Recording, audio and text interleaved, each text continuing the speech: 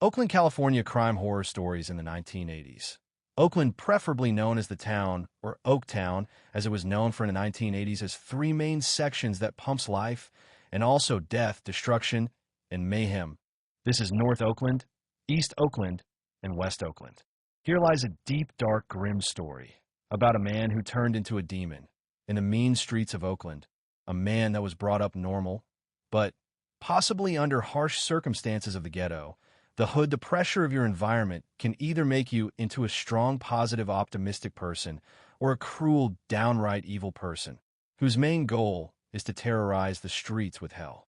The man under the volcanic fire of death today goes by the name of Anthony Mcknight, born 1954 and convicted of a serial killer.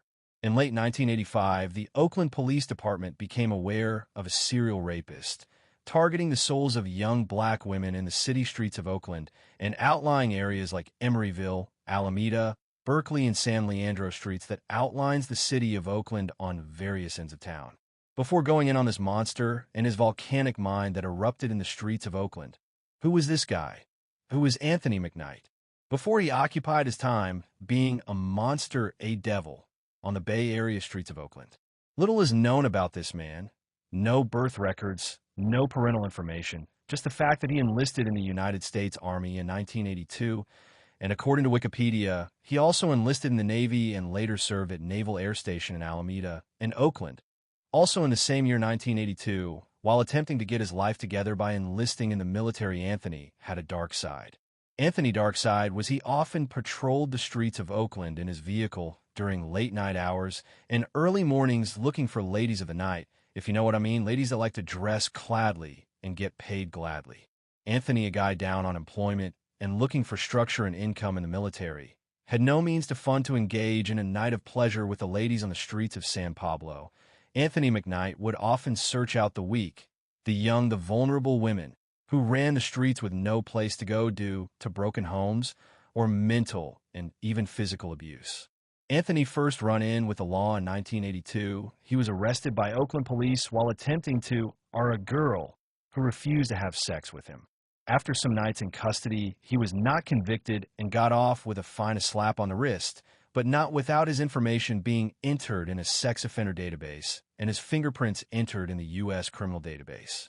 Anthony was released and proceeded to work and live his life and even build a positive relationship with friends and colleagues. By the following year, Anthony found the love of his life, apparently, and got married in 1983 and had a child.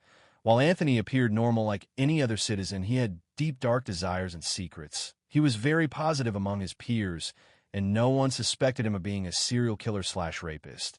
Many later would describe him as being very positive and friendly and unaware that he was a sex offender. Crimes and convictions. Mcknight's first attack was in October when he stabbed a girl in the neck and chest, then raped her and left her unconscious on the outskirts of one of the western districts of Oakland, where she was found and taken to a hospital. A few days later, he raped and beat up another girl at one of the city's construction sites. The victim managed to escape Mcknight and hide in a drainage ditch. She then notified the police. By December 1985, Mcknight had carried out two more similar attacks, in one case inflicting 10 stab wounds on the victim and stabbing the other in the face, but both survived and subsequently gave law enforcement officers a description of the offender, saying that he was a black man, early 30s, and with a beard and mustache. One of them also gave a description of his vehicle and part of the license plate.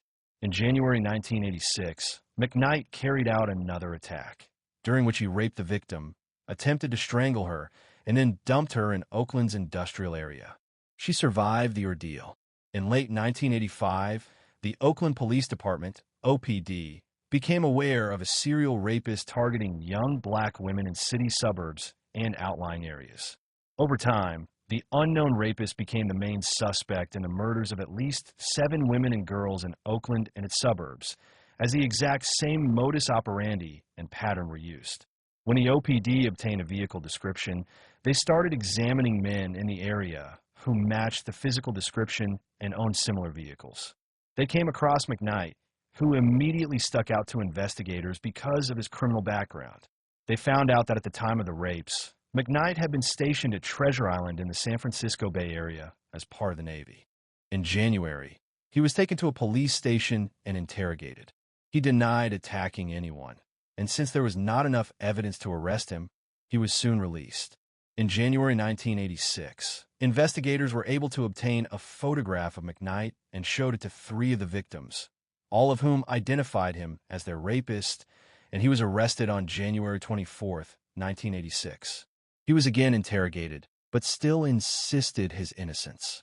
Despite being originally suspected in the 7 murders, police found no evidence connecting Mcknight to them, so he was only charged with the rapes and attempted murders. He did not plead guilty. The results of a complete blood count showed his blood matched that of the rapist. On August 24, 1987, Mcknight was found guilty of several cases of kidnapping, assault, rape, and attempted murder, receiving 63 years imprisonment. He was incarcerated at Salinas Valley State Prison. 12 years into his sentence, investigators again tried to tie Mcknight with unsolved murders in the Oakland area and possibly other areas in or around the East Bay. They got permission to take a DNA sample from Mcknight and enter it into California's Combined DNA Index System, CODIS. Mcknight obliged with a blood and saliva sample. In subsequent years, thanks to a DNA profiling test, Mcknight was connected to 5 rape murders. 22-year-old Betty Stewart. Her throat was slit on September 22, 1985. 17-year-old Diane Stone. Her corpse was found on the grounds of a primary school in Oakland with knife wounds to the neck on September 29, 1985. 13-year-old Talita Dixon. She was stabbed to death on October 8, 1985. 18-year-old Monique Davis. She was killed by several blows to the head with a blunt object on December 9, 1985. 24-year-old Beverly Bryant. She was beaten to death on December 25, 1985. His trial started in August 2008. Mcknight was charged with all 5 murders, which made him death penalty eligible. Mcknight pled not guilty to all charges, but the prosecution cited the overwhelming DNA evidence that tied him to the crime scenes. After almost 2 months, the jury of 7 women and 5 men found Mcknight guilty of the murders, and he was sentenced to death on November 17, 2008. He did not admit his guilt. He was transferred to San Quentin State Prison to await his execution. Death in the years after, Mcknight sat on death row awaiting execution. On October 17, 2019, after having spent more than 33 years behind bars and 11 years on death row, Mcknight died at the age of 65 from unspecified causes. What goes on in the mind of a killer? There's 2 sides. There's life, and then there's death. Which side are you on? When evil prevails. Please, if you are entertained by this content, please give me a like, leave a comment, and make sure you and your loved ones subscribe, as I will be bringing more content and awareness of the volcanic minds that exist in today's society.